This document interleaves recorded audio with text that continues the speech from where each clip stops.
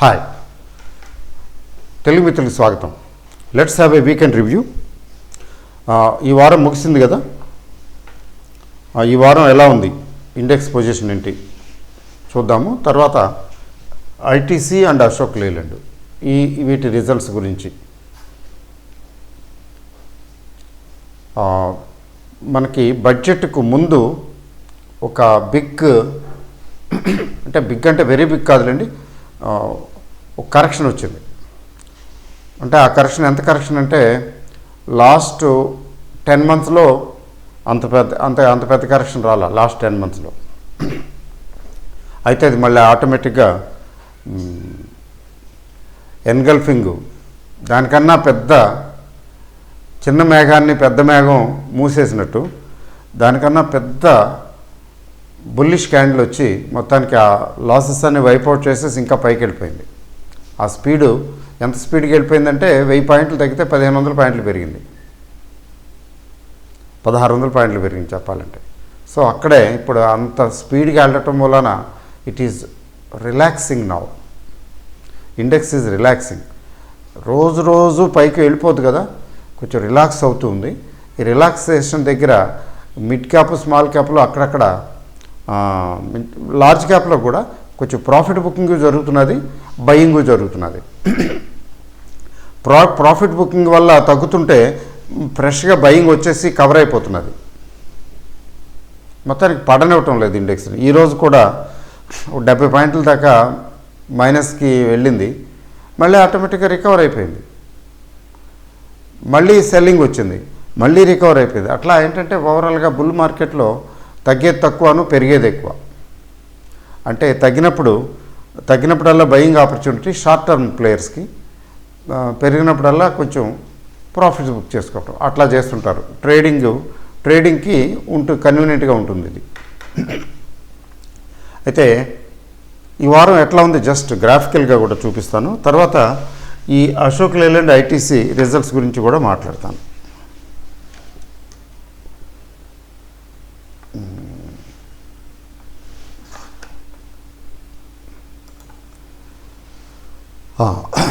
Weekly review తీసుకున్నట్టయితే ఇది weekly chart అండి, 1 year వీక్లీ. ఆ వీక్లీ చార్ట్ తీసుకున్నట్లయితే you are able to see this కదా.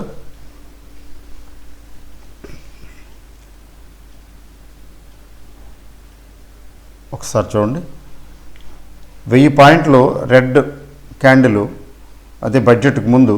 బడ్జెట్ ఎప్పుడైతే వచ్చిందో బడ్జెట్ తర్వాత నుంచి పెద్ద క్యాండిల్ ఎన్గల్ఫింగ్ క్యాండిల్ ఒకటి వచ్చింది. అంటే దీనికన్నా చాలా పెద్ద క్యాండిల్, ఆల్మోస్ట్ 1.5 times పెద్ద క్యాండిల్. అంటే 1000 పాయింట్లు తగ్గితే 1600 పాయింట్లు పెరిగింది. తర్వాత ఈ వీక్ లేటెస్ట్ చిన్న క్యాండిల్ చూడండి, చిన్న క్యాండిల్ డోజీ టైపు. ఎగ్జాక్ట్గా డోజీ అని చెప్పలేము. డోజీ టైప్ అంటే జనరల్గా మీనింగ్ ఏంటంటే అన్సర్టనిటీ అని, ఎటు వెళ్ళాలో తోచగా అక్కడే తచ్చాడుతున్నాడని. అయితే ఇది ప్రీవియస్ వీక్ కంటే కూడా పైన ఓపెన్ అయింది. అంటే గ్యాప్ అప్ ఓపెనింగ్ చాలా ఇంపార్టెంట్. ఏంటంటే ఇది గ్యాప్ అప్ ఓపెనింగ్ అయింది. గ్యాప్ అప్ ఓపెనింగ్ అయ్యి డోజీ ఫార్మేషన్ వచ్చినా కూడా దాన్ని ట్రెండ్ కంటిన్యూయింగ్ అనే క్యాండిల్గానే భావిస్తారు. ట్రెండ్ కంటిన్యూయింగ్ క్యాండిల్ అంటే ఈ అప్వార్డ్ ట్రెండ్ ఇంకా కంటిన్యూ అవుతుంది అని అర్థం. స్లోగా, ఇట్ మే బి స్లో. అంటే వీక్లీ క్యాండిల్ ప్రకారం అయితే బుల్లిష్గానే ఉంది. మరి డైలీ అయితే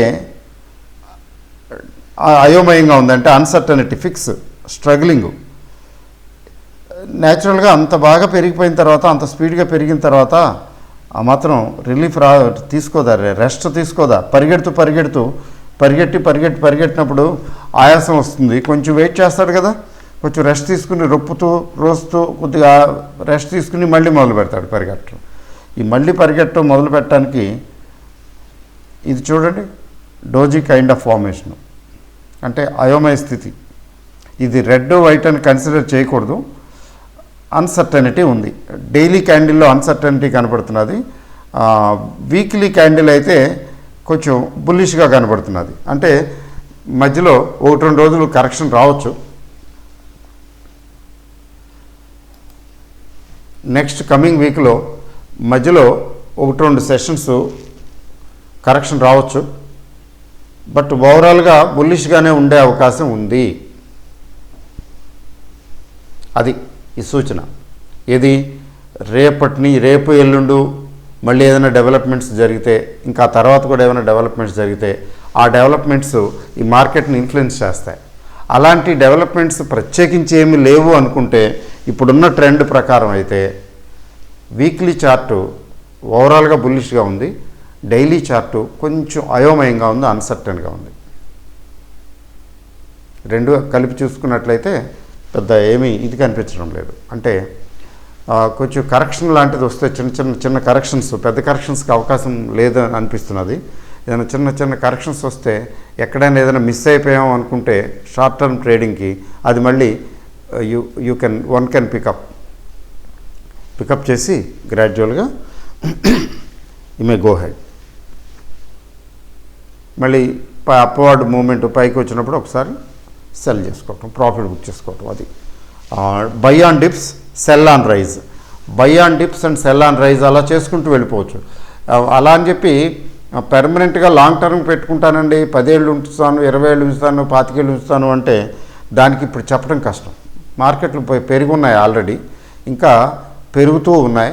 ఈ స్టేజ్లో కొనుక్కున్నది రేపు పొద్దున ఎప్పుడైనా పెద్ద కరెక్షన్ వస్తే అది చాలా తగ్గిపోతుంది. చాలా తగ్గిపోయినప్పుడు మనకి డిసప్పాయింట్మెంట్ వస్తుంది.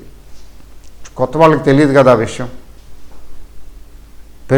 మార్కెట్లు పెరుగుతుంటే కూడా ఇలాగే పెరుగుతూనే ఉంటాయి, తగ్గినప్పుడు కూడా అలాగే డిసప్పాయింటింగ్గా ఉంటాయి, తగ్గుతూ ఉంటాయి. అయితే అది ఆ ట్రెండ్ ఎప్పుడు వస్తుంది అనేది అది మనం టైమింగ్ ప్రిస్క్రైబ్ చేయలేము కదా, అందుకని దాని గురించి మనం చెప్పడానికి లేదు. కానీ ఆ ఫినామినా ఉంది. ఈ స్టాక్ మార్కెట్లో పెరగటం ఎలా ఉంటుందో తగ్గటం అలాగే ఉంటుందనే ఫినామినా ఉంటుంది అనే విషయం గుర్తించాలి. గుర్తించినట్లయితే జాగ్రత్తగా ఉండాలి. అందుకని బై ఎట్ లో అండ్ సెల్ ఎట్ రైజ్, అట్లా ఆ రకమైనటువంటి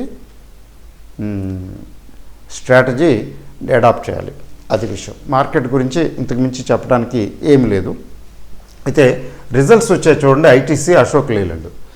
ఐటీసీ మీరు గమనించే ఉంటారు, 160 ఆ రేంజ్ కూడా వచ్చేసింది.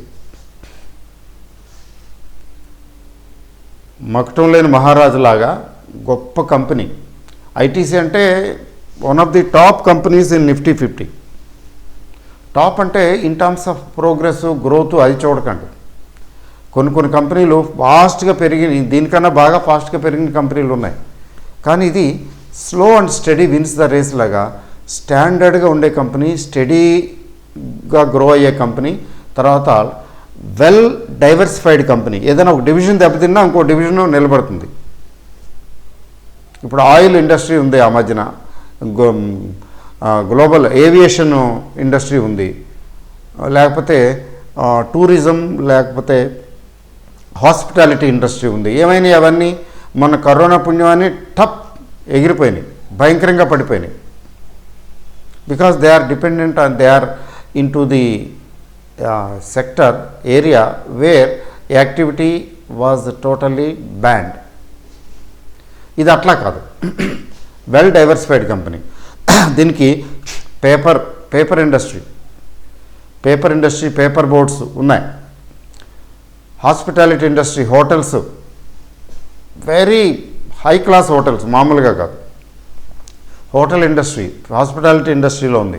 సిగరెట్స్ ఎలాగో ఉంది, ట్రెడిషనల్గా అసలు బేసిక్గా సిగరెట్సే. తర్వాత ఎఫ్ఎంసీజీ, చాలా స్ట్రాంగ్ ఎఫ్ఎంసీజీ ఉంది దీనికి డివిజను. ఇట్లా వెల్ డైవర్సిఫైడ్ ఏరియాస్లో ఆపరేట్ చేస్తున్నటువంటి కంపెనీ ఇది.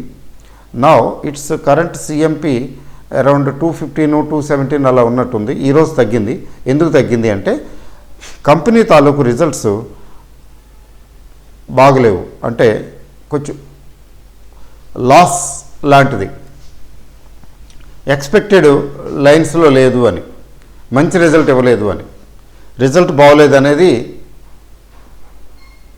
ఇదన్నమాట.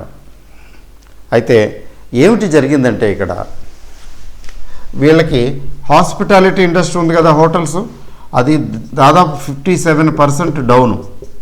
హోటల్స్, రెస్టారెంట్స్ ఎవరు వెళ్ళారు హోటల్ స్టే చేయడానికి? అంతా ఇంట్లో కూర్చుంటే, ఎక్కడికి వెళ్ళినోడు అక్కడే. దుబాయ్ వెళ్ళినోడు దుబాయ్లోనే బంద్, స్తంభించిపోయింది కదా యాక్టివిటీ అంతా.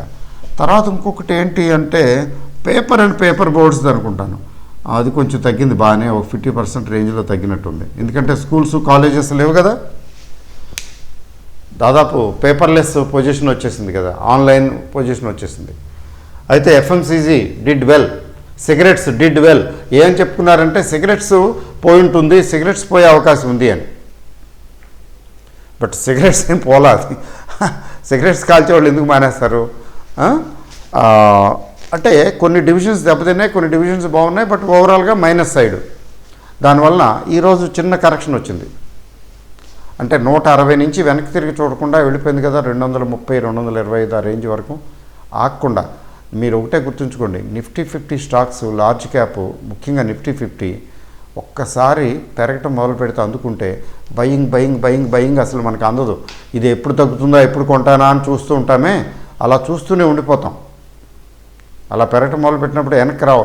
ఒకవేళ వచ్చినప్పుడు ఎప్పుడన్నా 1%, 2% తగ్గినట్టు తగ్గి మళ్ళీ పెరిగిపోతాయి. ఆ 1%, 2% తగ్గినప్పుడు ఇంకా తగ్గుతుందేమో చూద్దాంలే అనుకుంటాం, అది అందదు. కొద్దిగా తగ్గితే బాగా పెరిగింది కదా, ఇంకొంచెం తగ్గుతుందేమో అని చూస్తాము, ఇంకొంచెం ఏం తగ్గదు. అక్కడి నుంచి మళ్ళీ ఎప్పుడో చెప్పబెట్టుకుంటే మళ్ళీ మొదలు పెడుతుంది upward journey. So that is what happens with the Nifty 50 companies. ఎందుకంటే ఫండమెంటల్లీ స్ట్రాంగ్ కదా, వాటిని ముందు పట్టుకుంటారు. సో మరి ఐటీసీ దీని పరిస్థితి ఏంటంటే, నా ఓటు ఐటీసీకే. నన్ను అడిగితే ఓకే అంటాను, ఎందుకని వెల్ డైవర్సిఫైడ్ కంపెనీ.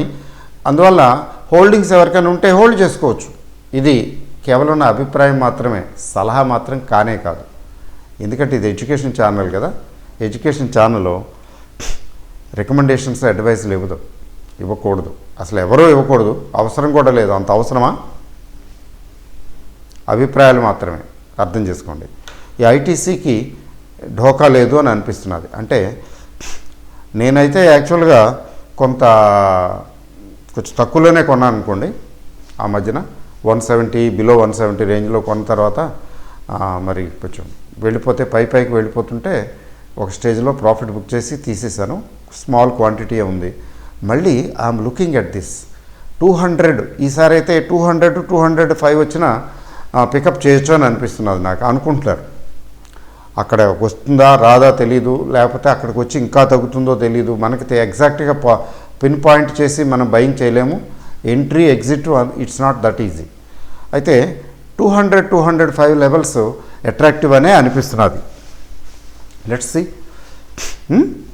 సో అయితే ఇట్లాంటిది లాంగ్ టర్మ్ బెట్ అయి ఉండాలి. నేనంటే ఊరికే స్టడీ పర్పస్ కోసం ఏదో చేస్తుంటాను క్వాంటిటీలో. లాంగ్ టర్మ్ బెట్ అనుకుంటే ఇంకా తగ్గితే ఏదో ఒక స్టేజ్లో ఎంటర్ అయ్యి తర్వాత మళ్ళీ తగ్గితే డిసప్పాయింట్ అవ్వకుండా ఇంకొంచెం యాడ్ చేసుకోవటం. యావరేజింగ్ అంటాం కదా, యావరేజింగ్ ప్రతి షేర్ని చేయకూడదు. ఇలాంటి షేర్లు యావరేజ్ చేయొచ్చు. ఏమవుతుంది, యావరేజ్ చేస్తే ఏం కాదు, ఎప్పటికప్పుడు మళ్ళీ పికప్ చేసుకుంటుంది, వెళ్ళిపోతుంది. ఎక్సెప్షనల్ కేసెస్లోనే పోతాయి, అదర్వైజ్ జనరల్గా పోవు. అట్లా ప్లాన్ చేసుకోవాలి. కొనుక్కుంటే ఎట్లా కొనుక్కోవాలంటే, సరే ఇప్పుడు ఒక 10,000 ఇన్వెస్ట్ చేయాలనుకుంటున్నాను అనుకోండి, సరే ఇప్పుడు ఒక 5,000 ఇన్వెస్ట్ చేస్తాను ఈ రేట్లో. We don't know what happens. ఒకవేళ ఇది ఇంకా ఫర్దర్ తగ్గితే ఏదో స్టేజ్లో ఇంకొక 5,000, మొత్తం టోటల్ ఇన్వెస్ట్మెంట్ 10,000 అనుకున్నప్పుడు సగం ఇప్పుడు పెడతాను, సగం తర్వాత తగ్గితే పెడతాను. తగ్గలేదు, పెరిగిపోతూ పోతున్నది. Thank you very much. మనమేం చేయలేము, దండం పెట్టి వదిలేయటమే. We have taken chance. అలా చాలా సందర్భాల్లో చాలా జరుగుతుంటుంది. కానీ మనం యావరేజ్ ప్రిన్సిపల్ అప్లై చేస్తున్నాం కాబట్టి దానికి సిద్ధపడాలి. ఇట్లా చాలా కంపెనీలు అదేదో కొన్న తర్వాత అది ఎంతకీ తగ్గకపోయేటప్పటికి వదిలేయటం. అయ్యో మొత్తం అమౌంట్ అంతా ఒక్కసారి పెట్టుంటే బాగుండేదే అనిపిస్తుంది. బట్ కొన్ని కంపెనీలు కొన్న తర్వాత తగ్గుతాయి. అంతా మొత్తం ఒకేసారి పెట్టేశాను, 2 సార్లు 3 సార్లుగా పెట్టుంటే యావరేజీ తగ్గి ఉండేది, ప్రాఫిటబిలిటీ ఈజీగా ఉండేది అనిపిస్తుంది. అందుకని ఇది కూడా మీమాంస వదిలేసి 2 ఇన్స్టాల్మెంట్ ప్లాన్ చేసుకుంటే తగ్గిందా ఇంకోసారి ఎంటర్ అవుతాం, తగ్గకపోతే థ్యాంక్ యూ వెరీ మచ్, ఉన్నది చాలులే అనుకుంటాం. అట్లా అన్నమాట. అంతేకాదు ఐటీసీ వారు డివిడెండ్ విషయంలో చాలా లిబరల్. 5 రూపీస్ డివిడెండ్ అనౌన్స్ చేశారండి ఆల్రెడీ. 200 ప్లస్ షేర్కి 5 రూపీస్ డివిడెండ్ అంటే మీకు దగ్గర 2.5% ఉంది dividend yield.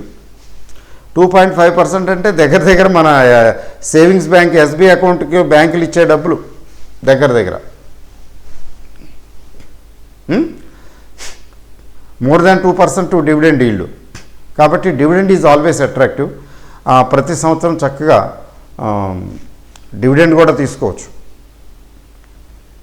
But fast growth, బాగా ఫాస్ట్గా పెరగాలి, ఇదేంటి నత్తనడకలా ఉంది, స్లోగా ఉంది, రోజు చూసుకుంటారే, రోజు పరిగెడితే బాగుంటుంది అనుకుంటే వాళ్ళు పరిగెడితే బాగుంటుంది అనుకుంటారు కదా, అలాంటి వాళ్ళకి సూట్ అవుతుంది. అట్లా పరిగెట్టదు, స్లోగా స్టడీగా వెళ్తుంది. ఎప్పుడో వెళ్ళవలసినప్పుడు వెళ్తుంది గట్టిగా, అక్కడి నుంచి కొద్దిగా ఆగి మెల్లిమెల్లిగా కిందకి పైకి అలా స్లోగా వెళ్తుంది. అప్పుడు మరీ బాగా తగ్గించి పడేశారు కదా, అప్పుడు 160+ రేంజ్లో. ఆ తర్వాత రికవరీ వచ్చిన తర్వాత ఫాస్ట్గా వెళ్ళిపోయింది. దగ్గర ఒక హాఫ్ లేదండి, 1/3 రికవర్ అయిపోయింది. 20 to 30% రికవర్ అయిపోయింది. ఆ తర్వాత స్లో డౌన్ అయిపోయింది. అలా స్లోగా స్టడీగా వెళ్తుంది. ఇది ఫాస్ట్గా వెళ్ళాలి, అటో ఇటో తేల్చుకోవాలనుకుంటే అట్లా ఫాస్ట్ మూవింగ్ ఇవి చూసుకోవాలి. ఈ మధ్యకాలంలో అయితే ఫాస్ట్గా మూవింగ్ అయినవి చాలా అయినాయిలేండి. మరి ఏషియన్ పెయింట్స్ లాంటివి, బజాజ్ ఫైనాన్స్ లాంటివి, బజాజ్ ఫిన్ సర్వీసెస్ కూడా ఆఫ్ కోర్స్, ఇలాంటివన్నీ కొంచెం గజ్జల గుర్రంలాగా ఫటాఫట్ పెరిగినా అంతే, తగ్గినా అంతే, చాలా ఫాస్ట్ కదా. అట్లాంటివి చూస్ చేసుకోవాలి మరి అలాంటప్పుడు, అది విషయం. సో ఐటీసీ నాకు సంబంధించి నాకు అర్థమైనంత వరకు ఫండమెంటల్లీ స్ట్రాంగ్ కంపెనీ అని అభిప్రాయం. తర్వాత కొంచెం తగ్గితే కొనుక్కుని పడేసుకోవచ్చు, చక్కగా రీజనబుల్ రిటర్న్స్ ఇస్తుంది. ఈలోగా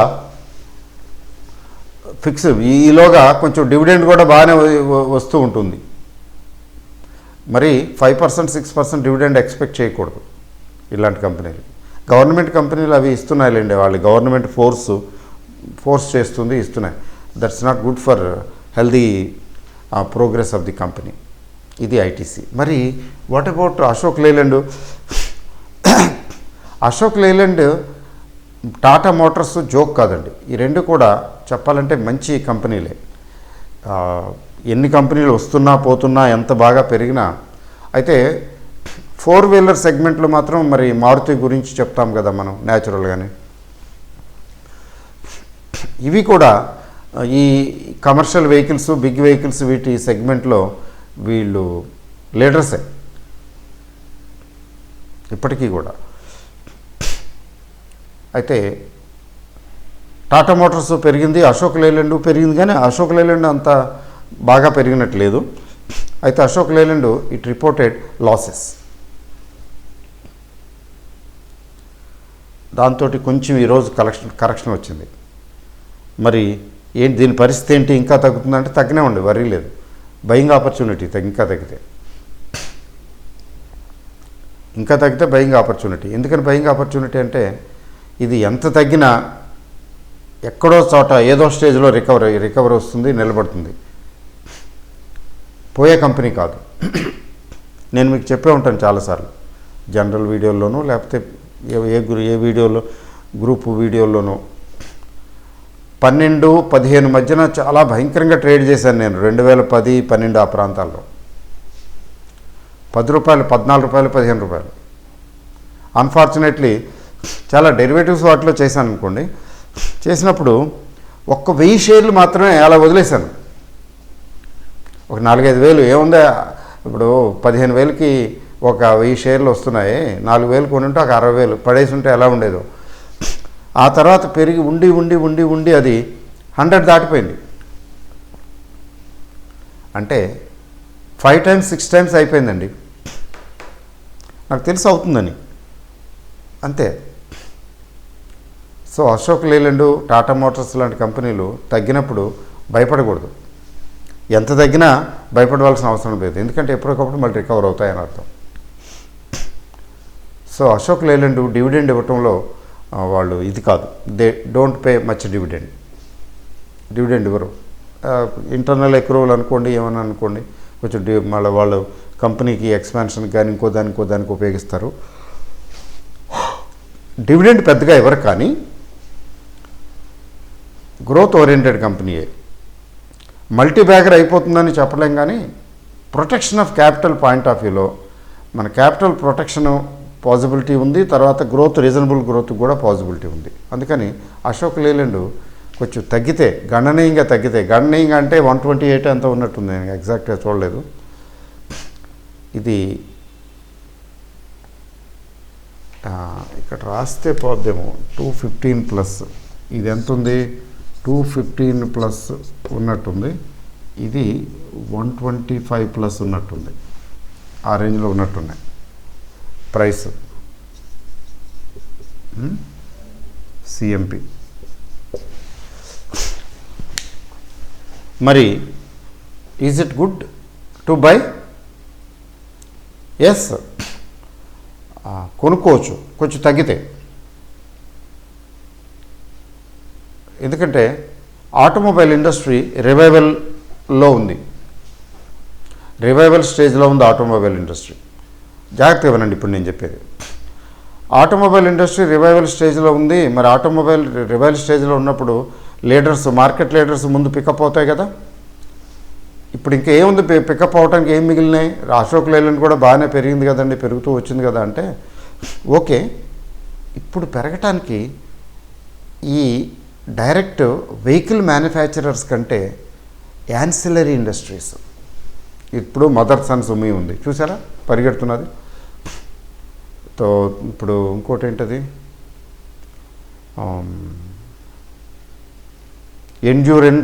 ఎండ్యూరెన్స్ టెక్నాలజీ, ఎండ్యూరెన్స్ టెక్నాలజీ అనుకుంటా, ఎండ్యూరెన్స్ టెక్నాలజీస్, ఇలా చాలా ఉన్నాయిలేండి, ఊరికే పేర్లు చెప్తున్నాను.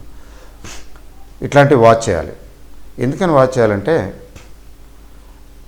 పర్టికులర్ మెయిన్ ఇండస్ట్రీ ఎప్పుడైతే, మెయిన్ ఇండస్ట్రీలో రివైవల్ ఎప్పుడైతే వస్తుందో ancillary ఇండస్ట్రీస్కి,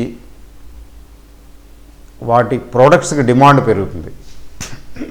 for example Gabriel India ఉంది, గేబ్రియలే కదా, ఆ గేబ్రియల్ ఇండియా చాలా మంచి కంపెనీ, ఎప్పుడు సంవత్సరాల తరబడి పెట్టి వదిలేసిన వాళ్ళని కోటీశ్వర్లు చేసింది, అంతా బాగానే ఉంది. ఆ గేబ్రియల్ ఇండియా దాదాపు 2 సంవత్సరాలుగా పడుకొని ఉంది.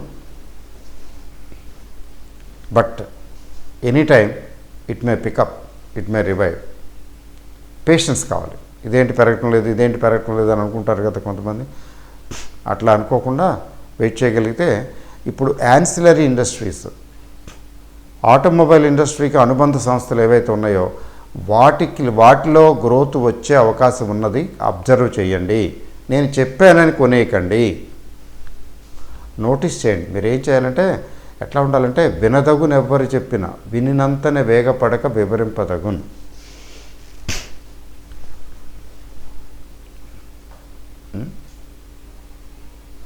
వినినంతనే వేగపడక వివరింపదగును, జాగ్రత్తగా ఉండాలి అని.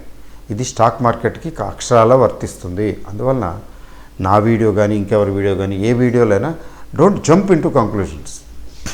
ఆయన చెప్పాడు, ఎవరో ఆయన ఫోన్ చేసి ఈరోజు, చార్టర్డ్ ఫైనాన్షియల్ అనలిస్ట్ కదండి ఆయన చెప్పాడండి టీవీలో, అందుకని అప్పుడు కొనేసానండి, అది ఉందండి. కొంచెం ఎక్కువ క్వాంటిటీ కొన్నాడు. కంపెనీ చెడ్డదేం కాదు పాపం, కంపెనీ మంచిదే, ఎక్కువ క్వాంటిటీ కొన్నాడు. ఏం చేయమంటారండి ఇప్పుడు? ఏం చేయమంటారండి? తగ్గించండి. ఎందుకు అంత క్వాంటిటీ కొన్నారు? అతనికి ఉన్న ఇన్వెస్ట్మెంట్లో దగ్గర 30% ఆ సింగిల్ కంపెనీలో పెట్టాడు, 35%, 1/3. ఇది తగదు, కొంచెం తగ్గించండి. మళ్ళీ రేపు పొద్దున ఎప్పుడన్నా మార్కెట్ పడటం మొదలు పెడితే కన్ఫ్యూజ్ అవుతారు, కంగారు పడతారు, అయ్యో అని. నీకున్న ఇన్వెస్ట్మెంట్లో 1/3 ఒకే కంపెనీలో పెట్టడం అంటే that is quite unbecoming of a stock market investment. Stock market ఇన్వెస్ట్మెంట్లో అలా చేయకూడదు. గ్యాంబ్లింగ్ టైప్ అంటే స్పెక్యులేటివ్ టైప్ అనమాట. మొత్తం నా డబ్బులన్నీ ఇందులో పెట్టేస్తాను, దీని మీద కాసేస్తానంటే అది కాసేసినట్టు. అది ఎనీథింగ్ కెన్ హ్యాపెన్ కదా. అట్లా 1-2 కంపెనీల్లో 3 కంపెనీల్లో ఇన్వెస్ట్ చేయకూడదు. ఎప్పుడు డిస్ట్రిబ్యూట్ చేయాలి, పర్వాలేదు, మనకి తక్కువ డబ్బులు వచ్చినా పర్వాలేదు, కానీ మన డబ్బులు పోకూడదు కదా. మనం ఎక్కువ కంపెనీలో డిస్ట్రిబ్యూట్ చేసినప్పుడు అది జరుగుతుంది. బట్ లాంగ్ రన్లో, వెరీ లాంగ్ రన్లో న్యాచురల్గా మెజారిటీ పికప్ అవుతాయి కదా, unless we choose bad shares. ఏదో బ్యాడ్ షేర్స్ చిన్న మరీ చిన్న ఊరు పేర్లేని తీసుకుంటే అప్పుడు దెబ్బ అనుకోండి. అదర్వైజ్ సో ఇదండి స్టోరీ, ఈరోజు story. So weekend review. Market ఓవరాల్గా బాగానే ఉంది, అయితే రొప్పుతూ రోస్తూ ఆయాసపడుతున్నది, స్ట్రగ్లింగ్ టు గో అప్. మరి ఎప్పుడైతే అప్వార్డ్ జర్నీ హాల్ట్ అవుతుందో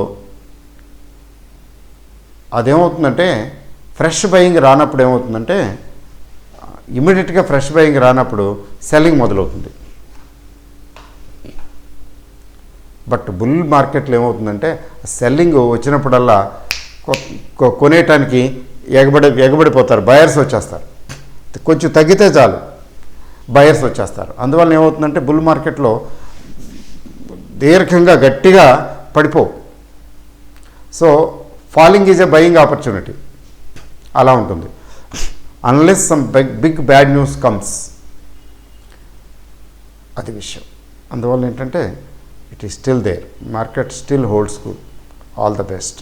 ఇంకా చాలా 2 రోజులు, సాటర్డే సండే 2 రోజులు ఉంది కదా. Happy weekend.